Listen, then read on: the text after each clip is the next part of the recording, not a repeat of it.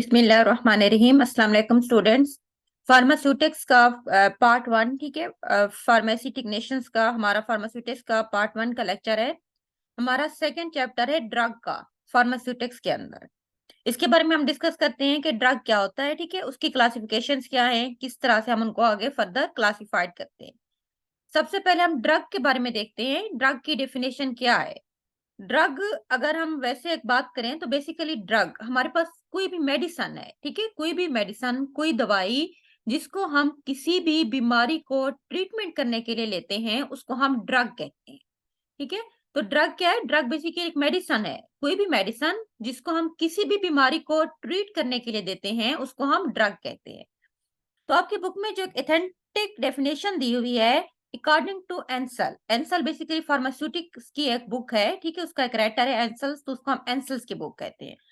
तो उन्होंने उस बुक के अकॉर्डिंग एक प्रॉपर ड्रग की डेफिनेशन दी हुई है। According to Ansel, the drug can be defined as an agent intended for use in the diagnosis, mitigation, treatment, cure or prevention of the disease in humans or in other animals is called drug। Means कि drug हमारे पास कोई भी ऐसा agent, कोई ऐसा सब्सटेंट है, ठीक है, intended for use, intended mean जिसको तैयार किया जाता है, फॉर यूज इस्तेमाल करने के लिए, ठीक है।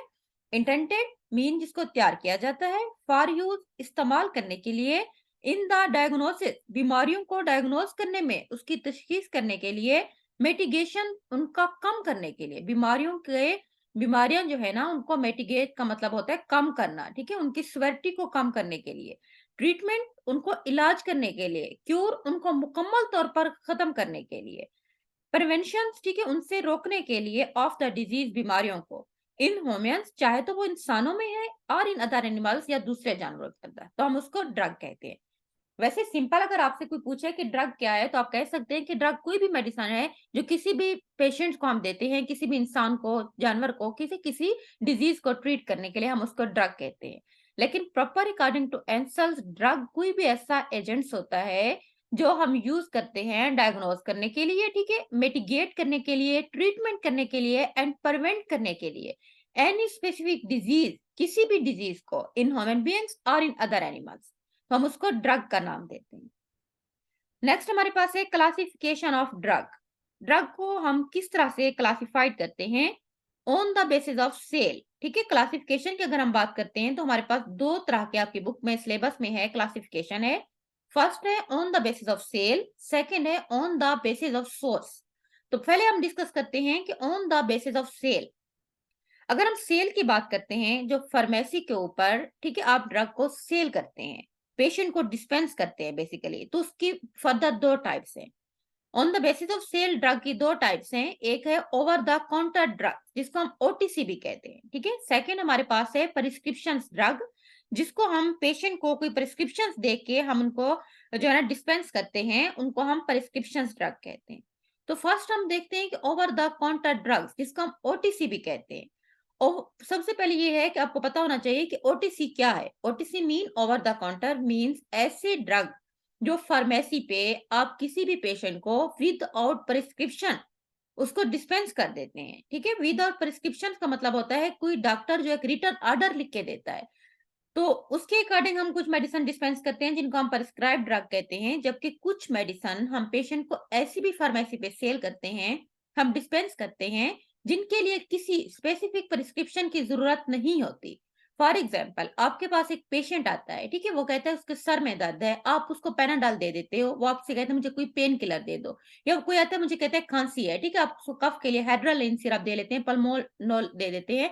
तो इस तरह की कोई भी मेडिसिन, कोई भी ड्रग जो आप पेशेंट को विदाउट प्रिस्क्रिप्शन दे रहे हैं उसको हम ओटीसी कहते हैं।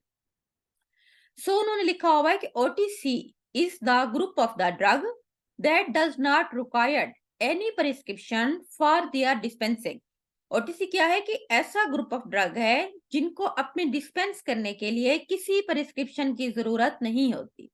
अब इस ग्रुप में हमारे पास कौन कौन से ड्रग इंक्लूड हैं? ठीक है, सबसे पहले है मल्टीविटामिन। जितना भी मल्टीविटामिन है आप पेशेंट को विदाउट प्रिस्क्रिप्शन दे सकते हैं। क्यों? क्योंकि मल्टीविटामिन के कोई साइड इफेक्ट नहीं होते जिसके लिए लाजमी तौर पर के प्रिस्क्रिप्शन की जरूरत हो। सेकेंड है एनसेड। एनसेड का मतलब होता है non steroidal anti inflammatory drugs. एनसेड basically pain killer है, ठीक है। जितना भी एनसेड एक पूरी क्लास है, इसमें मुख्तलिफ ड्रग आ जाते हैं, जिस तरह हमारे पास पेनाडॉल, पैरास्टामोल है, ठीक है, एस्पिरिन है, ये सारे एनसेड हैं, पेन किलर के तौर पर यूज होते हैं। हम इनको ओटीसी के ऊपर सेल कर सकते हैं। देन हमारे पास है लग्जेटिव, ठीक है, लग्जेटिव जो कि कंस्टिपेशन को ट्रीट करने के लिए यूज होते हैं। जितना भी लग्जेटिव हैं आप उसको दे सकते हैं विदाउट प्रिस्क्रिप्शन। उसके बाद है ओरल कंट्रासेप्टिव्स, ठीक है। ओरल कंट्रासेप्टिव मीन जो कि प्रेगनेंसी को प्रिवेंट करने के लिए ड्रग यूज होते हैं, उनको हम कंट्रासेप्टिव कहते हैं, तो ये भी आप दे सकते हैं। उसके बाद हमारे पास सेकंड क्लास है प्रिस्क्रिप्शन ड्रग, ठीक है। ऐसे ड्रग जिनको डिस्पेंस करने के लिए एक फिजिशियन की प्रिस्क्रिप्शन की जरूरत होती है। फिजिशियन मीन जो कि एमबीबीएस डॉक्टर होते हैं या कोई भी सर्जन है, कोई डेंटिस्ट वगैरह है, ठीक है। तो उसकी एक बकायदा परमिशन से हम वो ड्रग सेल कर सकते हैं, उसको हम प्रिस्क्रिप्शन ड्रग कहते हैं। So we can say these drug can only be dispensed on the physician prescription, ठीक है। फिजिशियन की सिर्फ प्रिस्क्रिप्शन के अकॉर्डिंग जो हम ड्रग सेल कर सकते हैं, उनको हम प्रिस्क्रिप्शन ड्रग कहते हैं। प्रिस्क्रिप्शन ड्रग में हमारे पास इंक्लूड है एंटीबायोटिक्स, ठीक है। जितना भी एंटीबायोटिक्स हैं हम उनको विदाउट प्रिस्क्रिप्शन सेल नहीं कर सकते। सेकेंड हमारे पास है स्टेरॉइड, ठीक है। जितना भी स्टेरॉइड होते हैं जिस मेडिसिन में जो यूज हो रहे हैं, ठीक है, तो वो हम उनको प्रिस्क्रिप्शन के ऊपर ही जस्ट सेल करते हैं। उसके बाद बेंजोडाइजिपिन जो बेसिकली हमारे पास एंटी डिप्रेसेंट है, एंजाइटी को ट्रीट करने के लिए यूज होते हैं। इस तरह के जितना भी ड्रग है हम उनको विदाउट प्रिस्क्रिप्शन सेल नहीं कर सकते। उसके बाद बार्बिटूरेट्स, ठीक है, ये भी एंटी डिप्रेसेंट ड्रग की क्लास है, इसको हम नहीं दे सकते। उसके बाद है हेपोग्लाइसीमिक एजेंट्स, ठीक है, ऐसे जो कि बेसिकली डायबिटीज को ट्रीट करने के लिए यूज होते हैं, उनको हम हेपोग्लाइसीमिक एजेंट कहते हैं, उनको भी हम विदाउट प्रिस्क्रिप्शन नहीं एडमिनिस्टर कर सकते। देन हमारे पास है एंटी हेपेटेंसिव, जितना भी बीपी की मेडिसिन हैं हम उनको विदाउट प्रिस्क्रिप्शन पेशेंट को नहीं दे सकते। तो ये हमारे पास क्लासिफिकेशन थी on the basis of sale. Then second number पे हमारे पास है on the basis of source. Source की बेस के ऊपर हम ड्रग को किस तरह से क्लासिफाइड करते हैं। पहला हमारे पास है नेचुरल सोर्स, ठीक है। सेकंड हमारे पास है सेमी सिंथेटिक सोर्स। देन हमारे पास है सिंथेटिक सोर्स। तो तीन तरह की क्लासिफिकेशंस हैं on the basis of source कि हम मेडिसिन कौन से सोर्स से ले रहे हैं, बेसिकली हमारे पास ड्रग किस तरह से हम लोग उसको बनाते हैं, उनके क्या क्या सोर्सेज हैं। तो पहला हमारे पास है नेचुरल, दूसरा हमारे पास है सेमी सिंथेटिक्स, तीसरा हमारे पास है सिंथेटिक्स। तो फर्स्ट हम इसमें देखते हैं कि नेचुरल सोर्स क्या है। अगर हम नेचुरल सोर्स की बात करते हैं तो उसको फर्दर डिवाइड किया गया है चार टाइप्स के अंदर। कुछ ड्रग हम जो प्लांट से लेते हैं, ठीक है, प्लांट सोर्स। सेकेंड हमारे पास है एनिमल सोर्स।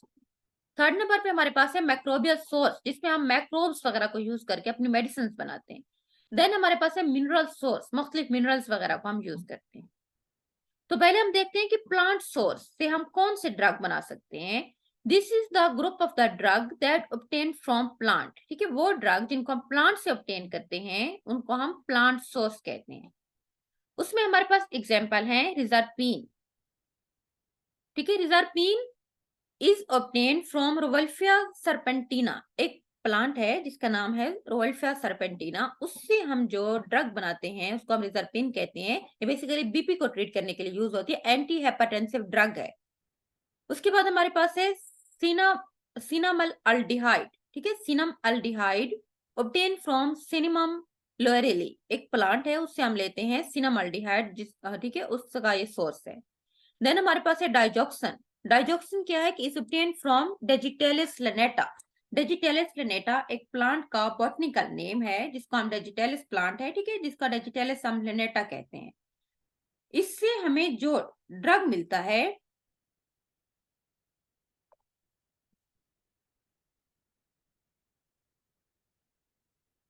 ठीक है, इससे हमें जो ड्रग मिलता है वहां से हमारे पास डाइजॉक्सन है। डाइजॉक्सन हम किस लिए यूज करते हैं, जो कि डाइजेक्शन होता है ये बेसिकली हार्ट की कॉन्ट्रैक्टिलिटी को एनहेंस करता है, तो हार्ट पेशेंट के अंदर हम इसको देखते हैं, ठीक है। और फिनामल्डिहाइड प्लांट से हम लेते हैं, ये बैक्टीरिया को बेसिकली किल करने के लिए यूज होता है, एज एंटीबायोटिक भी हम इसको यूज कर सकते हैं। देन हमारे पास है एनिमल सोर्स, ठीक है। एनिमल सोर्स से जो हम ड्रग लेते हैं, many animals are involved in the production of many important drug. बहुत सारे होते हैं एनिमल्स जिनको हम मुख्तलिफ मेडिसिन बनाने के लिए यूज करते हैं, जिसमें हमारे पास है इंसुलिन, ठीक है। इंसुलिन आप सबको पता है, जो कि डायबिटीज शुगर के पेशेंट को हम देते हैं, इसका सोर्स है एनिमल सोर्सेज को लेते हैं। सेक्स हार्मोन मुख्तलिफ होते हैं जिसको हम एनिमल से बनाते हैं। थायरोक्सिन जो कि थायराइड ग्लैंड्स के पेशेंट को बेसिकली दी जाती है ड्रग, तो उसके एनिमल सोर्स है। देन हमारे पास है मैक्रोबियल सोर्स। ठीक है, मैक्रोबियल्स मीन जो हम मैक्रो ऑर्गेनिजम्स को यूज करके इसमें बनाते हैं। This is the group of the medicine or drug that are synthesized by using different macroorganism। उसको हम क्या करते हैं कि मैक्रोबियल सोर्स में हम मुख्तलिफ मैक्रो ऑर्गेनिज्म से अपनी मेडिसिन बनाते हैं। इसमें हमारे पास जो इंक्लूड है ड्रग, उसमें एंटीबायोटिक्स, मुख्तलिफ एंटीबायोटिक्स होती हैं। ठीक है, जिस तरह पेनिसिलिन को हम फंगस से लेते हैं, इस तरह इंसुलिन को भी हम मैक्रोबियल सोर्स से ले सकते हैं। इस तरह मुख्तलिफ वैक्सीन हमारे पास होती हैं जिनका सोर्स हमारे पास मैक्रो ऑर्गेनिजम्स हैं। देन हमारे पास है मिनरल सोर्स। ठीक है, मिनरल सोर्स मीन जिसमें मुख्तलिफ धातें वगैरह आ जाते हैं, जैसे कि जिंक, आयोडीन वगैरह। ये तो हमारे पास थे नेचुरल सोर्स। सेकंड था हमारे पास semi synthetics drugs. Semi synthetics mean जिसको नेचुरल तरीके से हम लेके मिक्स करते हैं कुछ अदर केमिकल उसके अंदर, तो वो हमारे पास ड्रग बनते हैं, उनको हम सेमी सिंथेटिक्स कहते हैं। So semi-synthetic drugs are the group of the drug or medicine that are synthesized by using combined source of natural and synthetic word। Means के इसमें हम नेचुरल तरीके से भी ले सकते हैं कोई चीज, साथ में हम कोई केमिकल भी ऐड करते हैं। दोनों के कॉम्बिनेशन से हम जितना भी मेडिसिन बनाते हैं उनको हम सेमी सिंथेटिक्स ड्रग कहते हैं। एग्जाम्पल हमारे पास इसमें अमेक्सोसिलिन आ जाती है। ठीक है, अमेक्सोसिलिन, उसके बाद हमारे पास है सेफिजेम एंड ये एंटीबायोटिक है। अमेक्सोसिलिन हमें पता है एंटीबैक्टीरियल है। ठीक है, उसके बाद सेफिजेम है, ये उसके बाद है हमारे पास है जो होती है सेफ्ट्राइजोन्स वगैरह, ये सारी स्फेलोस्पोरिन्स की क्लास है। उसके बाद तीसरे नंबर पे हमारे पास है सिंथेटिक सोर्स। अब ये जो है ना, इसमें जस्ट केमिकल को यूज करके हम लैब में सिंथेसाइज करते हैं ये वाली मेडिसिन। डायग्राम में भी आपको नजर आ रहा है, इस तरह इंडस्ट्रीज के अंदर, लैब्स के अंदर हम जो है ना मुख्तलिफ मेडिसिन को केमिकल को यूटिलाइज करते हुए बनाते हैं। उनका सोर्स हमारे पास है केमिकल, सो हम उनको सिंथेटिक्स ड्रग कहते हैं।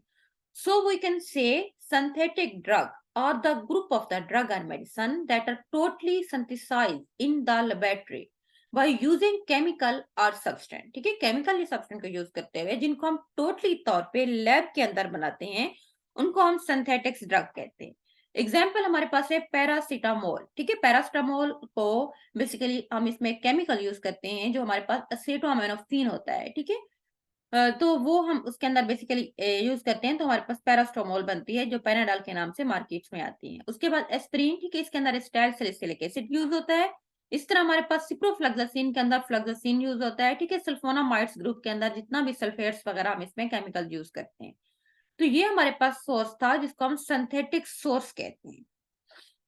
ये तो हमने पढ़ी थी क्लासिफिकेशन। ठीक है, on the basis of sale and then on the basis of source. Then हमारे पास है जेनेरिक नेम। ड्रग होते हैं ना, उनके मुख्तलिफ नाम होते हैं। ठीक है, उनको हम क्लासिफाइड करते हैं, कुछ उनके जेनेरिक नेम होते हैं, कुछ उनके ब्रांड नेम होते हैं। ठीक है, कुछ उनके केमिकल्स नेम है। तो हम देखते हैं कि जेनेरिक नेम कौन से होते हैं मेडिसिन के। These are the name of the drug that are given to them on scientific basis. वो ड्रग के नाम जो हम उनको साइंटिफिक बेसिस के ऊपर देते हैं उनको हम जेनेरिक नेम कहते हैं।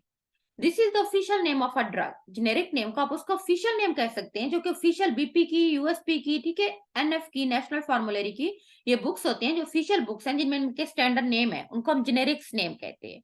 For example paracetamol, paracetamol Panadol के नाम से आता है जो कि ब्रांड नेम है। उसके अंदर जो बेसिक सॉल्ट है जो उसका साइंटिफिक नेम है, उसका ऑफिशियल नेम है, वो पैरास्टामोल है। इस तरह एस्पिरिन, ठीक है, इस तरह सिप्रोफ्लोक्सासिन, ये सारे जेनेरिक नेम है मेडिसिन के। देन हमारे पास है ब्रांड नेम, जिसको हम ट्रेड नेम भी कहते हैं। ब्रांड नेम बेसिकली जो इंडस्ट्री बना रही है वो अपना एक नाम देती है, उसको हम उसका ब्रांड नेम कहते हैं।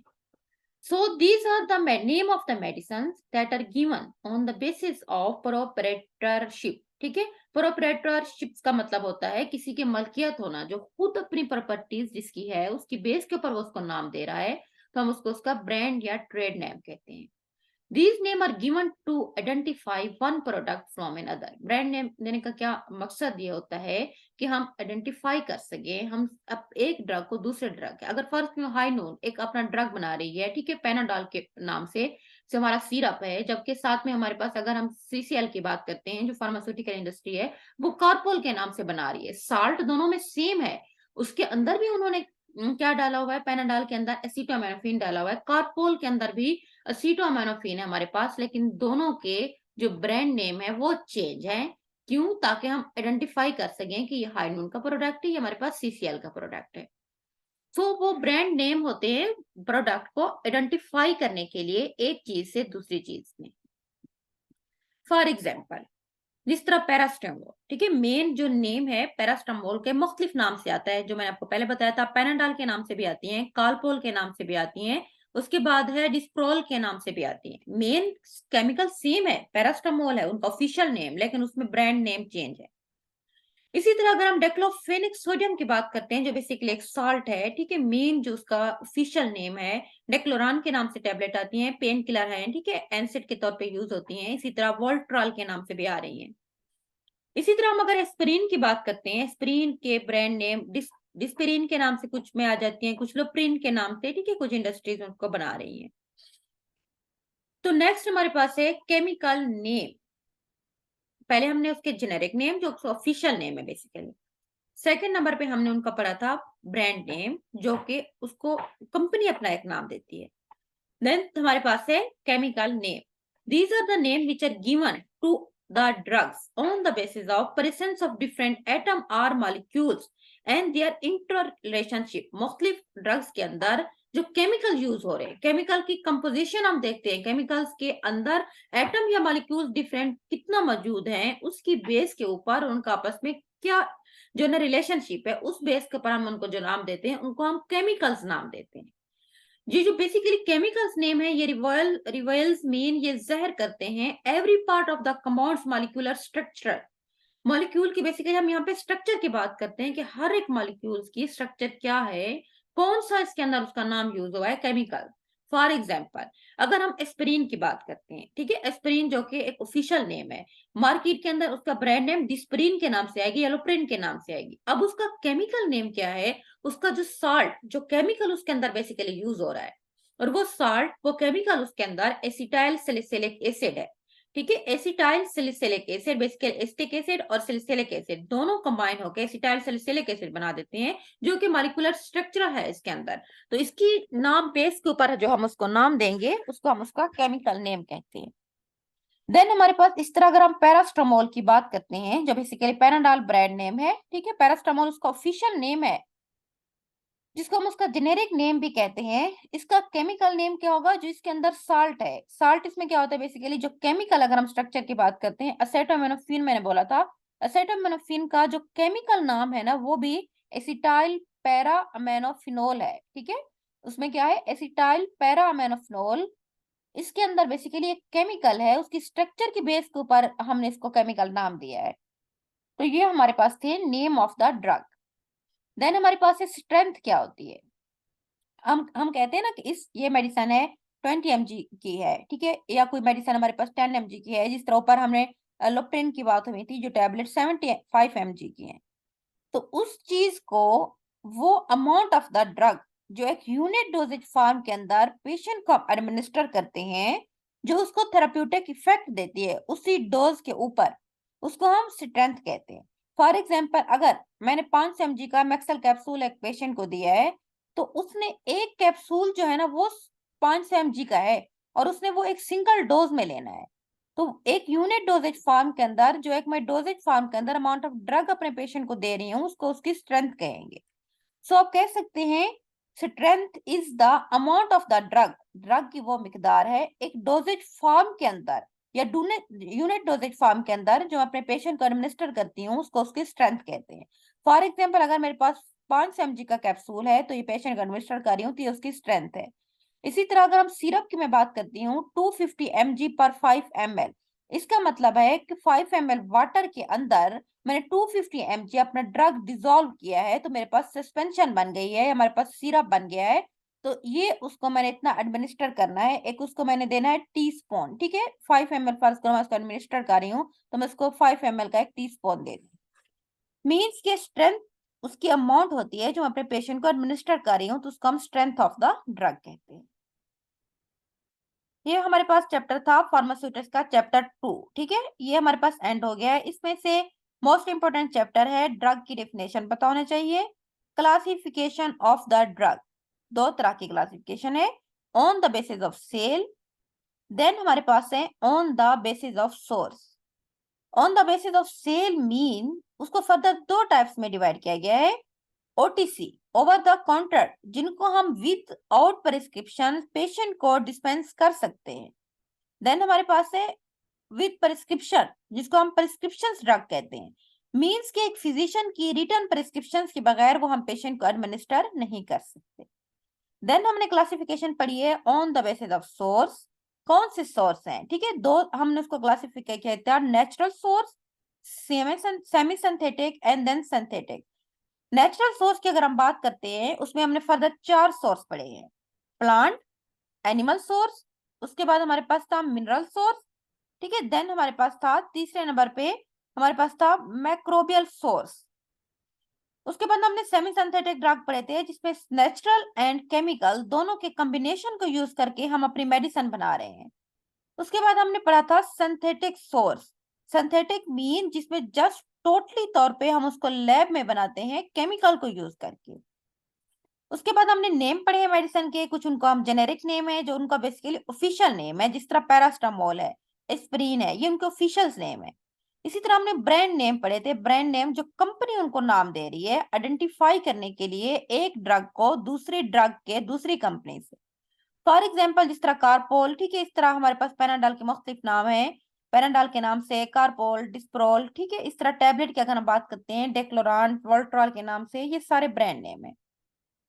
देन हमारे पास है केमिकल नेम, केमिकल मीन उनकी मॉलिक्यूलर स्ट्रक्चर। ठीक है, जो मॉलिक्यूल जो सॉल्ट अंदर यूज हुआ है उसकी मॉलिक्यूलर स्ट्रक्चर की बेस के ऊपर उनको हम नाम देते हैं।